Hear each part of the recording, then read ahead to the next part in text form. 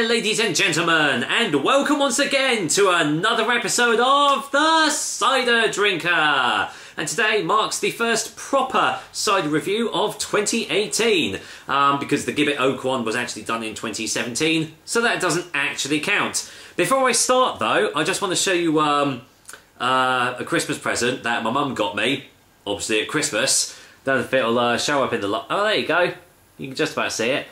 Yeah, I've now got my own personalised engraved tankard. So yeah, expect to see that in a future review. However, it won't be on today's review because I'm only doing a little one today, and well, it's going to look a bit silly in a massive tankard, so I'll be saving that for some of the 500ml bottles or more. But today, we've got another Home Bargain cheap cider. Home Bargains is great for finding really damn cheap ciders, isn't it? And today, we've actually got a cider that is made by a brewery. It is Brewhive's Cider Brew.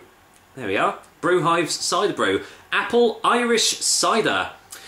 This one only cost me 69 pence. So, even if it's absolute balls, at least I haven't wasted much money on it. But might be alright. As you can see, comes in 330ml bottles and is 5% ABV. Obviously, if it comes in any other ranges at all, it'll be down in the description below. Let's see what it says. My crisp sweet apples are gently infused with a hint of sparkle to create a refreshing lightness and taste. Whew, that's a very generic description. Infused with a hint of sparkle. In other words, it's carbonated. Just say it's carbonated, I would. Apple Irish cider. I like to be served at 10 degrees. Oh, whoops, I've already chilled this. Talking points. Golden cider, carefully brewed from a variety of succulent apples. Doesn't say which ones, always a good sign. Tasting notes, not going to read them. Character, don't really want to know. Complements chicken, pork and bacon. Or just have it on its own. But here's the interesting thing. So it says Apple Irish cider, and yet Brewhive is based in Edinburgh. Okay, so it's an Irish cider that's made in Scotland. Work that one out. Oh, tell a lie. No, hold on. I see. Didn't see the bottom. Brewed in the Republic of Ireland. Okay. So, yeah, that's very... So the headquarters are in Edinburgh, and yet this is brewed in Ireland. Wow, this is going to be different, but let's get this top off and just see what I make of it. For all you cap collectors, that's quite a nice one there. I'm not a cap collector, but I think my fiance is actually starting to get it, so, oh god, might have to start collecting caps. Anyway, I'm rambling. Let's go for a whiff. Just smells like a typical bog standard dry cider, really. Dry short bought cider. So let's get it poured in the glass. Let's see if I can get any more tastes or smells or anything off this. There you go. Going to be quite frivolous with my pouring there because I doubt there's going to be sediment. Wow. There we go.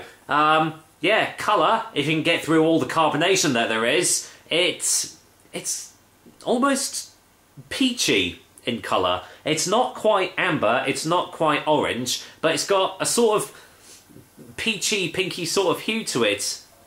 Well, at least from where I'm sitting anyway. That it looks very, very clear.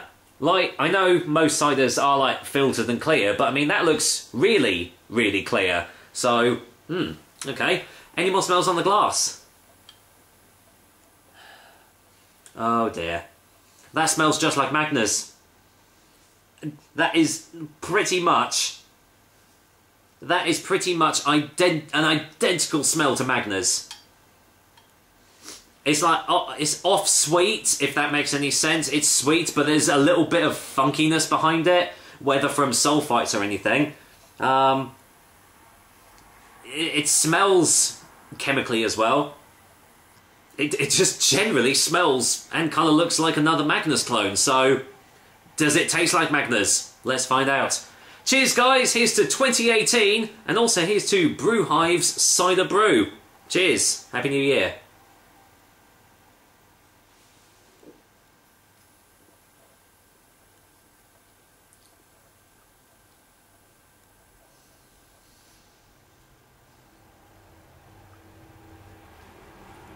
Okay, second opinion.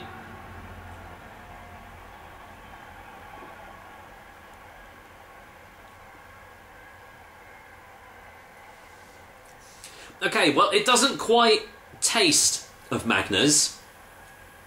It's got slight hints of it, with it being quite sweet, basically all throughout. You've got that thickish sort of texture behind it as well, but it's not as thick as most like shop bought ciders, like, you know, of the ilk, like, you know, Bulmers and Magners and everything. It is still there, but it's not quite as bad.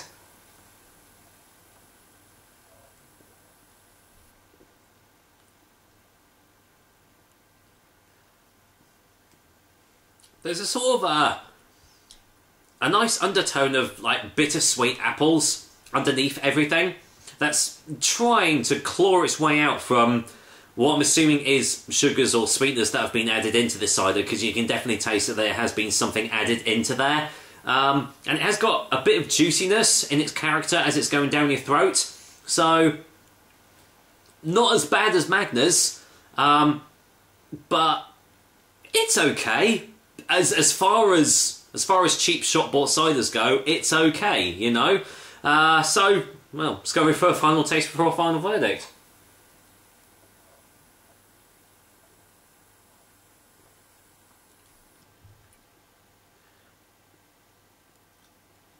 It's really strange because it does have a sort of slight hint of like orange peel or orange sweets just on the just underlying as it's like coating my mouth and everything.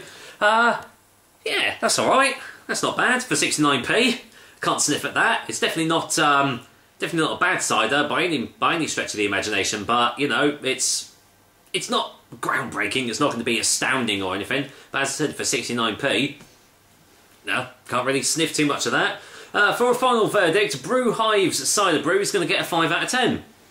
I mean, if you can see it for that price, if you see it in Home Bargains for that price, and you just want a few bottles in for a session, go for it. You know, can't really say much more to that really. So there we are, another episode of the Cider Drink for you guys. I hope you liked it, and as usual, I will be back with another delicious and tasty cider soon.